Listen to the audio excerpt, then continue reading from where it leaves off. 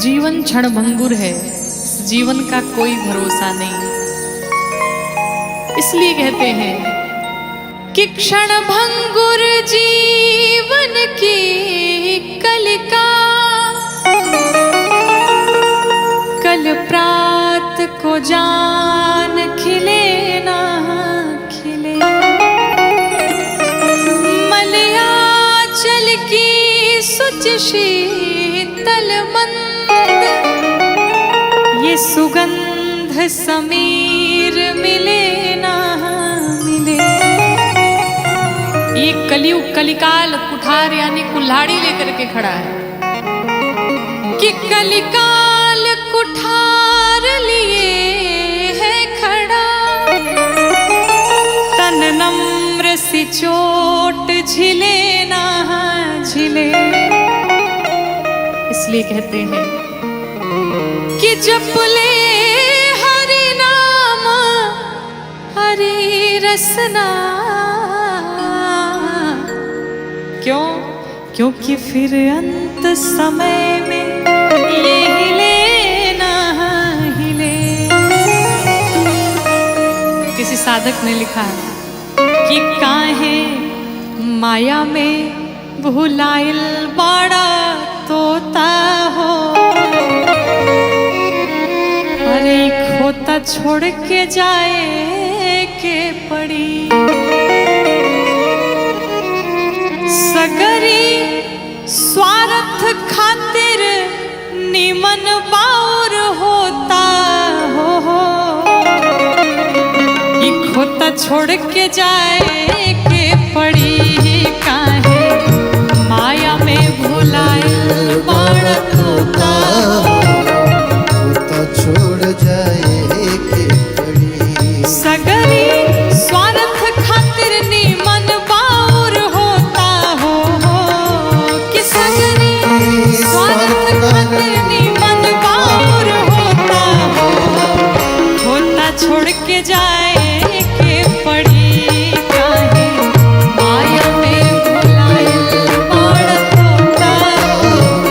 खोता छोड़ के जाए के पड़ी।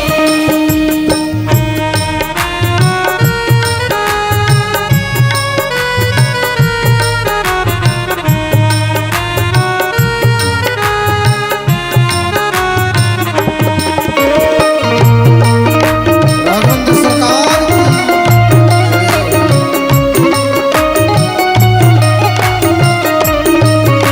की भाव से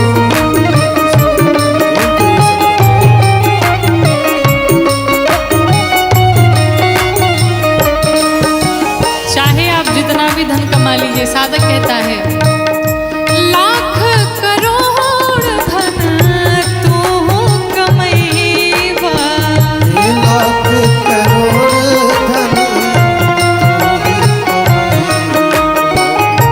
लाख करोड़ धन तू कमैबा। लाख करोड़ धन खाला खियाला ना त काले के जइबा। खाला खियाला नाता काले के जई। हाँ खाला खियाला ना त काले के जइबा। खाला खियाला नाता काले के जई। जो कुछ भी है दान करिए, भोग करिए, अन्यथा यहाँ पर सब धरा का धरा ही रह जाएगा। और अंत समय में कितनी सुंदर बात कही साधक ने, क्या कि ताहर छीन ली है पहिरल लंगोटा हो। ताहर छीन ली है पहिरल लंगोटा हो। खोता छोड़ के जाए के पड़ी। ताहर छीन ली है पहिरल लंगोटा हो। खोता छोड़ के जाए के पड़ी।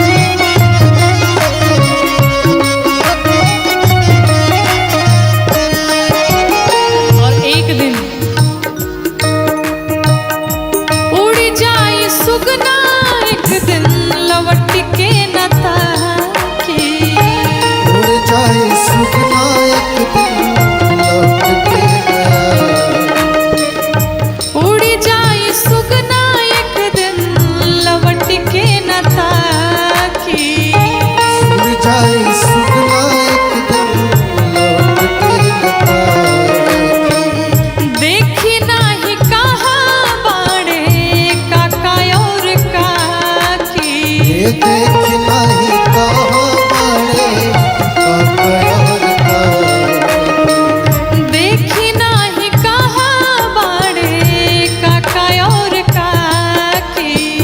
देख नहीं कहाँ बड़े और का और चाहे कोई भी हो, राजा रंग होखे चाहे हर जोता हो, कि राजा रंग होखे चाहे हर जोता हो, होता छोड़ के जाए के पड़ी ही। राजा रंग होखे चाहे हर जोता हो, होता छोड़ के जाए के पड़ी ही। काहे माया में भुलाए बड़ तोता हो, होता छोड़ के जाए के पड़ी।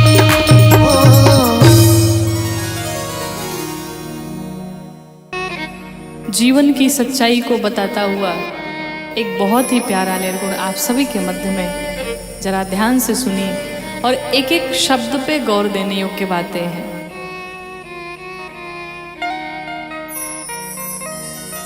झर झर नयनवा बही, थर थर बदनवा चूही, हर हर लो।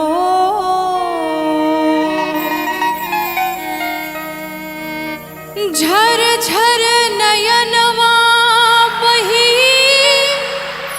थर थर बदनवा चूही, हर हर लो। फर फर सुगनवा जहिया, अरे उड़ी जई है हो जैसे सेन्ही पाके चोर। तब फर फर सुगनवा जहिया, उड़ी जई है हो जैसे सेन्ही पाके चोर।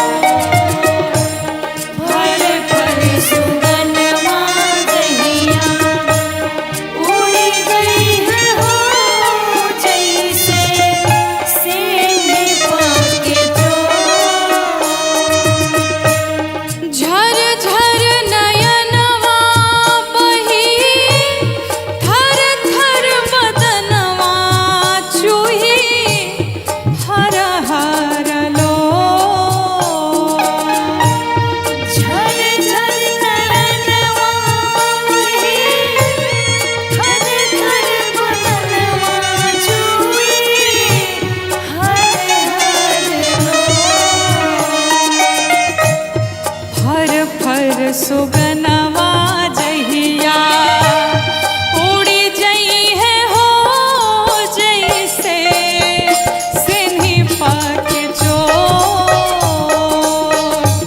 फर फर सुगनवा जहिया, उड़ी जई है हो जैसे सेन्ही पाके चोर।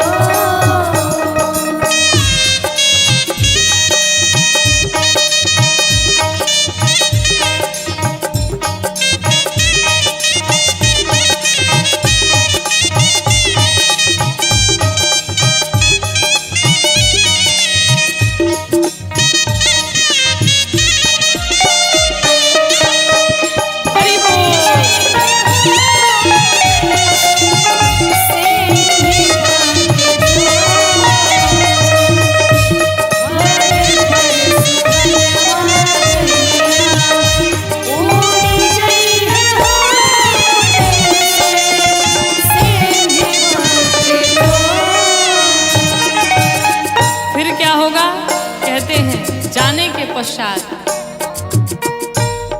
हरियार बसवा उजरे कफन के असवा ससवा तुरी जहिया डो हरियार बसवा उजरे कफन के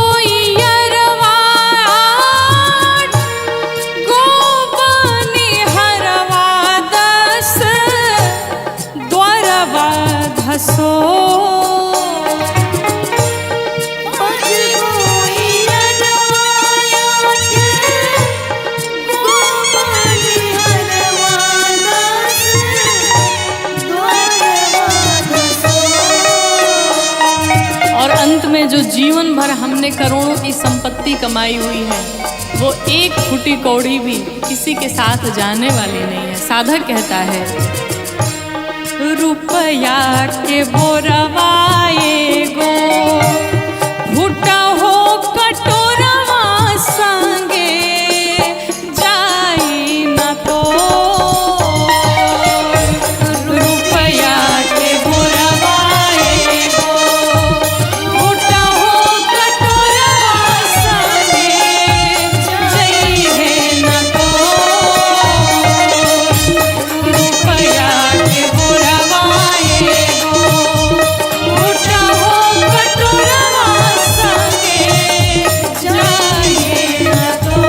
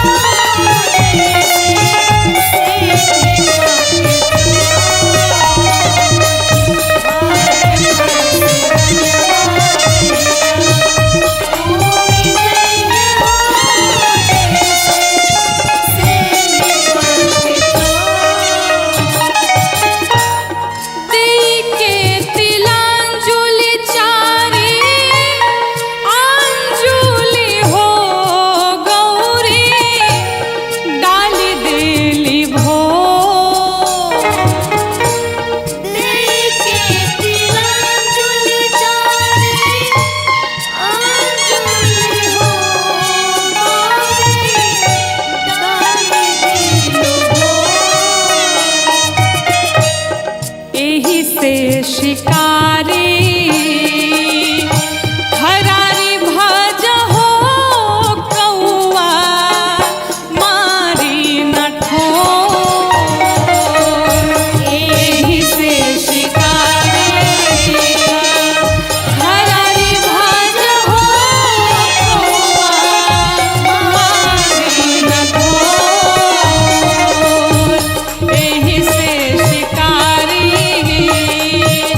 हरारी भाज हो कौआ मारी न ठोर। झर झर नयनवा बही थर थर बदनवा चुई हर हर लो। झर झर नयनवा बही थर थर बदनवा चुई हर हर लो। फर फर सुगनवा जहिया उड़ी जई है हो जैसे सिन्ही पके चोर। फर फर सुगनवा जहिया उड़ी जई है हो जैसे सिन्ही पके चोर। फर फर सुगनवा जहिया उड़ी जई है हो जैसे सिन्ही पके चोर। फर फर सुगनवा जहिया उड़ी जई है हो जैसे सिन्ही पके चोर।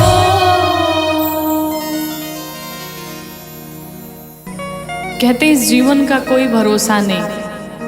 इस संसार में जितने भी लोग आपसे जुड़े हैं, सब स्वार्थ के नाते ही जुड़े हैं। स्वार्थ लाग करई सब प्रीति। एक भगवान से ही ऐसा संबंध है जो भगवान बिना कारण ही कृपा करते हैं, बिना कारण ही करुणा करते हैं, बिना कारण ही अपने भक्तों से अगाध प्रेम करते हैं। तो अगर किसी से प्रेम करना है तो श्री ठाकुर जी से प्रेम किया जाए, श्री गोविंद से प्रेम किया जाए, माधव से प्रेम किया जाए। क्योंकि कहते हैं कि अगर आपके पास मनी है तो आपके पास मेनी है, यानी आपके पास पैसे हैं तो आपसे बहुत सारे लोग जुड़े हैं। अगर पैसे नहीं हैं तो फिर आपके पास कोई नहीं बचेगा। एक बहुत ही सुंदर निर्गुण भजन, आइए हम सभी मिलके गाते हैं। कि तोता दुनिया के मेला में अकेला हो अचुके कौनो खेला हो जाई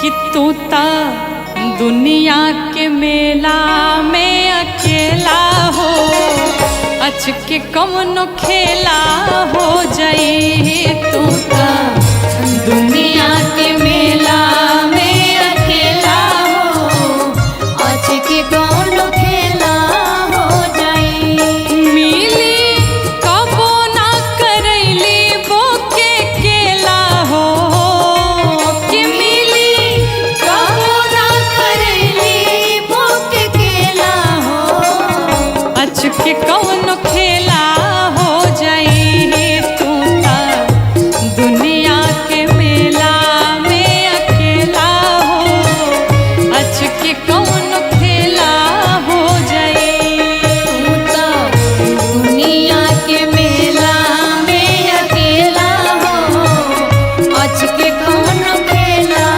हो जाई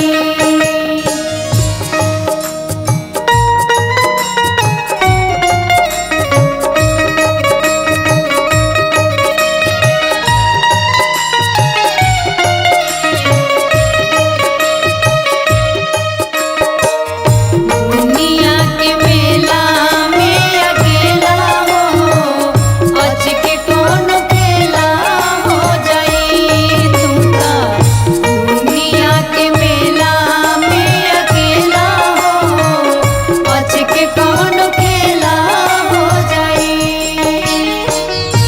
जान की जीवन नाथ दश शीश हंता दश शीश हंता दश शीश हंता ऊहे एकमात्र हवे जग के नियंता जग के नियंता जग के नियंता जान की जीवन नाथ दश शीश हंता ऊहे एकमात्र हवे जग के नियंता ओही जगत गुरु के बान चेला हो कि ओही जगत गुरु के बान चेला हो अचके कौनो खेला हो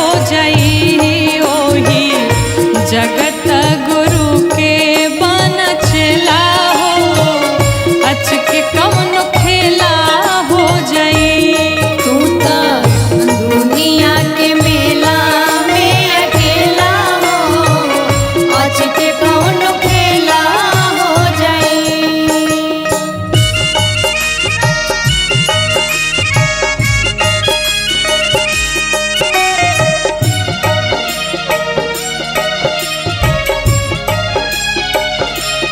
तोता दुनिया के मेला में अकेला हो अचके कौनो खेला हो जाई तोता दुनिया के मेला में अकेला हो अचके कौनो खेला हो जाई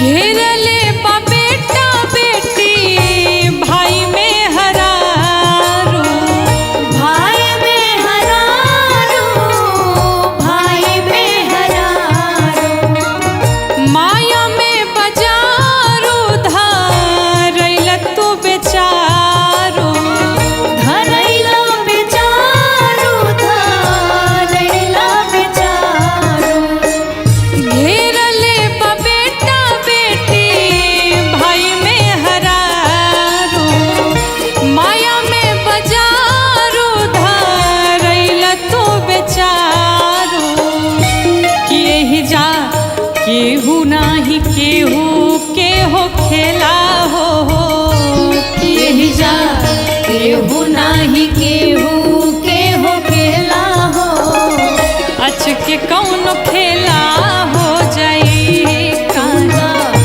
दुनिया के मेला में अकेला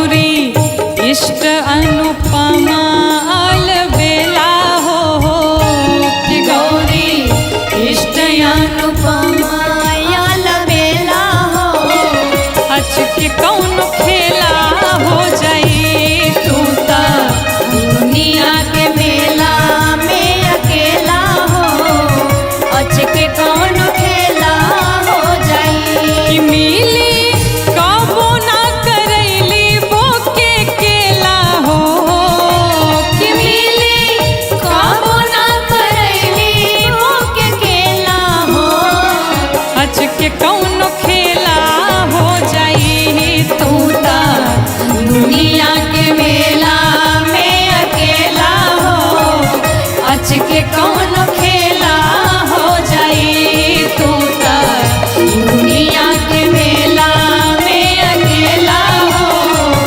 अच के कौन खेला हो जाई तू ता दुनिया के मेला में अकेला हो अच के कौन खेला हो जाई।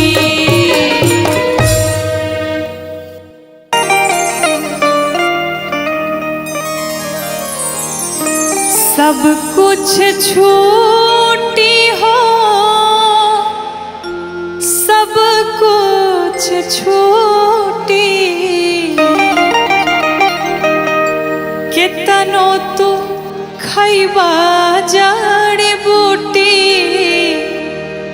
लेकिन जाए के पड़ी सब कुछ छूटी कितनो तू खैबा जड़ी बूटी जाए के पड़ी सब कुछ छूटी कितनो तू खैबा जड़ी बूटी जाए के पड़ी सब कुछ छूटी कितनो तू खैबा जड़ी बूटी जाए के पड़ी सब कुछ छूटी सब कुछ छूटी हो सब कुछ छूटी सब कुछ छूटी हो सब कुछ छूटी कितनो तू खैबा जड़ी बूटी जाए के पड़ी सब कुछ छूटी कितनो तू खैबा जड़ी बूटी जाए के पड़ी सब कुछ छूटी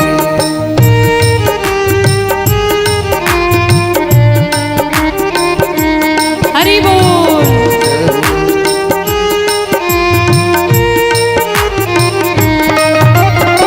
राघवेंद्र सरकार की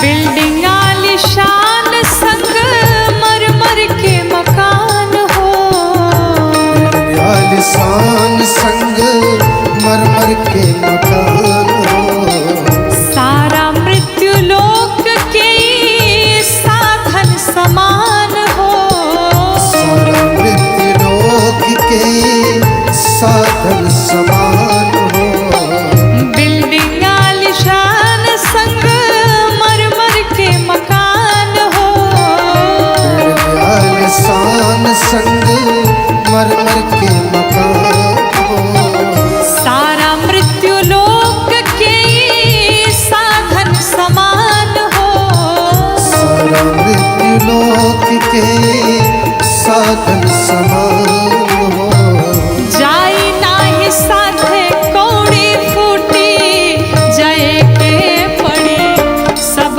कुछ छूटी जाई नाही साथे कौड़ी फूटी जाए के पड़ी सब कुछ छूटी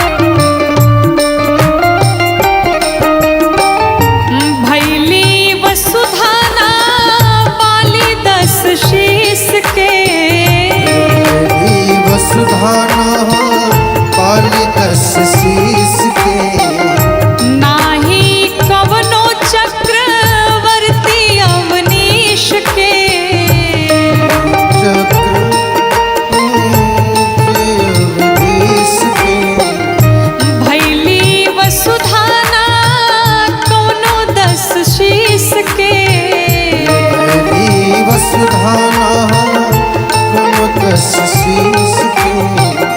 नाही कवनो चक्रवर्ती अवनीश के, दोनों चक्रवर्ती अवनीश के। सास के डोरी जहिया टूटी जाए के पड़ी सब कुछ छूटी। सास के डोरी जहिया टूटी जाए के पड़ी सब कुछ छूटी।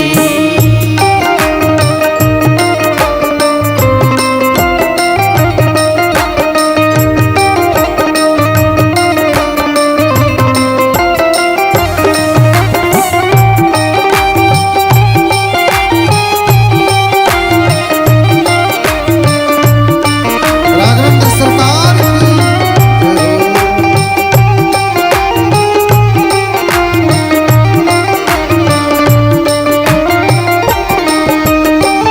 शाश्वत सत्य बस एक राम नाम जी। शाश्वत सत्य बस एक नाम राम जी।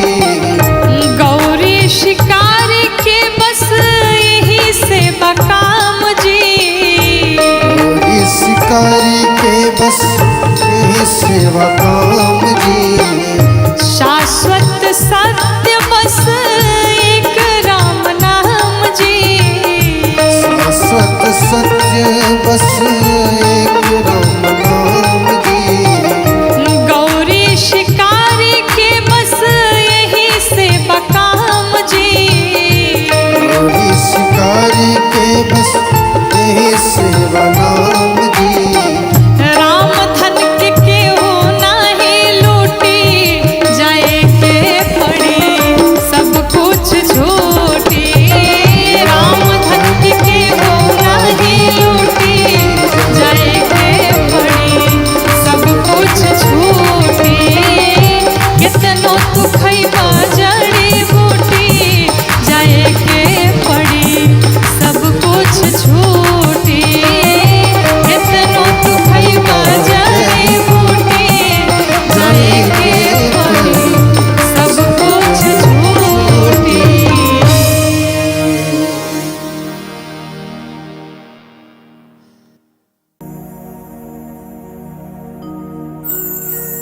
बैठल अरे रोवेली गुजरिया हो। बैठल रोवेली गुजरिया हो। आई चुनरिया में दाग लागल। बैठल रोवेली गुजरिया हो। चुनरिया में दाग लागल। कैसे जाई पिया के नगरिया हो। कैसे जाई पिया के नगरिया हो। चुनरिया में दाग लागल। बैठल रोवेली गुजरिया हो। चुनरिया में दाग लागल।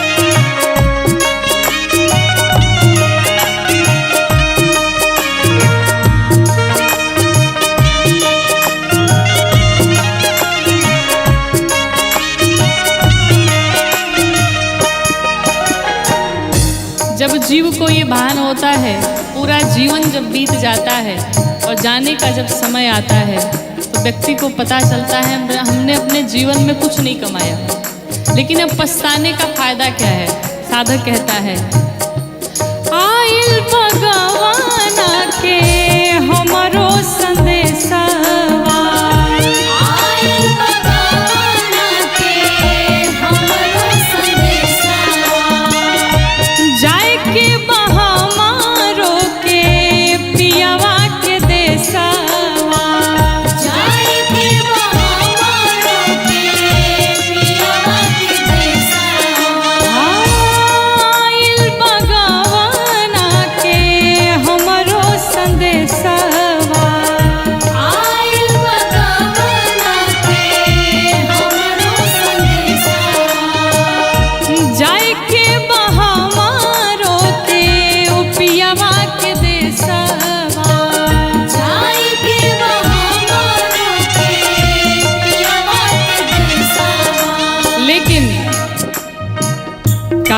बाटे हो,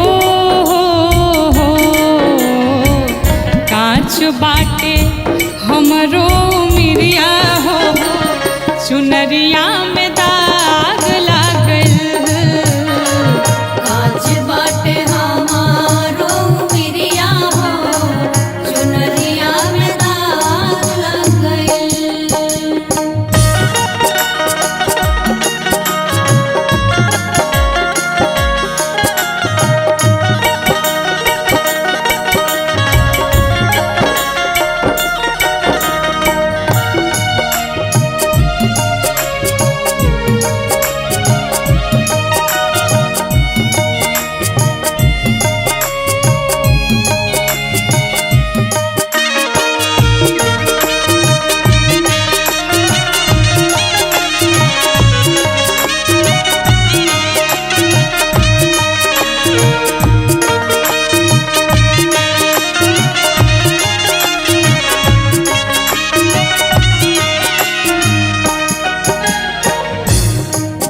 ये धरती पर जहाँ हम आकर के सभी मनुष्य सारे प्राणी रहते हैं, ये हम सभी का मायका है और भगवान का घर हम सभी का ससुराल है।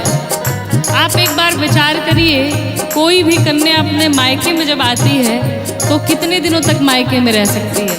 थोड़े दिनों तक। लेकिन इस मायके में आकर के हमने आपने मिलकर के 4 प्रकार के मित्र बनाए। कौन कौन से? काम, क्रोध, लोभ, मोह, ये 4 प्रकार के हमारे मित्र हैं और दिन रात हम इसी के सानिध्य में रहे, इन्हीं से हमने प्रेम किया। साधक कहता है, नैहर में 4 गो यार बनवाली, नैहर में 4 गो यार बनवाली। दिन रात उन्हीं से नैना लड़वाली, दिन रात उन्हीं से नैना लड़वाली। नैहर में 4 गो यार बनवाली, नैहर में 4 गो यार बनवाली। दिन रात उन्हीं से नैना लड़वाली। दिन रात उन्हीं से नैना लड़वाली। उनके सुतवली हमसे जरिया हो, उनके सुतवली हमसे जरिया हो, चुनरिया में दाग लागल। बैठल रोएली गुजरिया हो, चुनरिया में दाग लग गइल।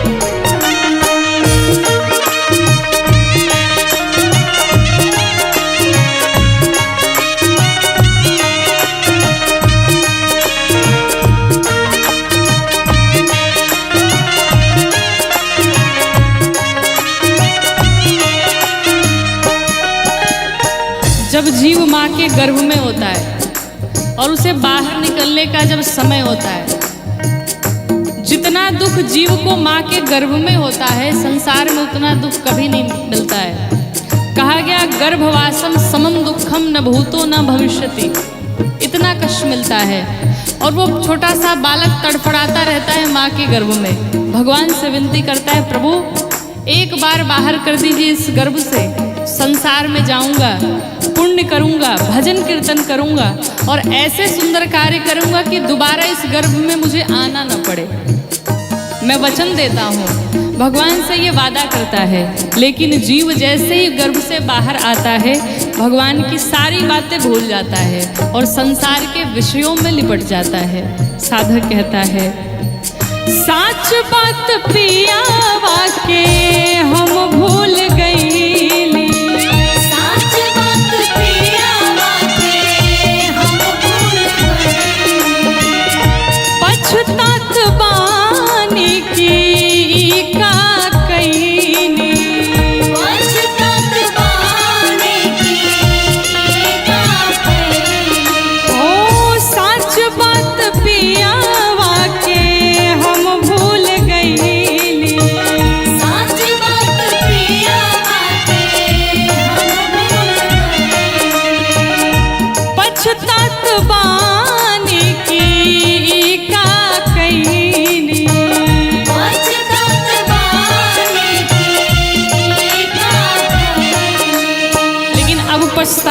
क्या फायदा। डोली आइल हो डोली आइल हमारी दुवरिया हो, चुनरिया में दाग लागल। बैठल रोवेली गुजरिया हो, चुनरिया में दाग लग गइल। सब बात जब पूरा जीवन बीत गया तो अब अंत में फिर पछताने का क्या मतलब है। और अंत समय में जब हम पछताते हैं तो हमारे पास और कोई उपाय नहीं बचता है। फिर हम क्या करते हैं, सिर्फ रोते ही रोते हैं अंत समय जब आता है तो। इसलिए साधक कहता है, बार बार कथाओं में निवेदन किया जाता है, अभी भी कुछ बिगड़ा नहीं है, अभी भी समझ जाया जाए, अभी भी भगवान के चरणों को पकड़ लिया जाए, बुरे कर्म करने से बचा जाए। साधक कहता है, चुनरी के दाग हम कैसे छोड़ाइब, चुनरी के दाग हम कैसे छुड़ाइब, कैसे सजनवा के मुहवा दिखाइब, कैसे सजनवा के मुहवा दिखाइब। ओ चुनरी के दाग हम कैसे छोड़ाइब, चुनरी के दाग हम कैसे छुड़ाइब, कैसे सजनवा के मुहवा दिखाइब। कैसे सजनवा के मुहवा दिखाइब। और ये बात सोच करके जीव लगता है रोने, लेकिन अब कोई मतलब नहीं है। साधक क्या कहता है, बरसेली हो बरसेले अखिया के बदरिया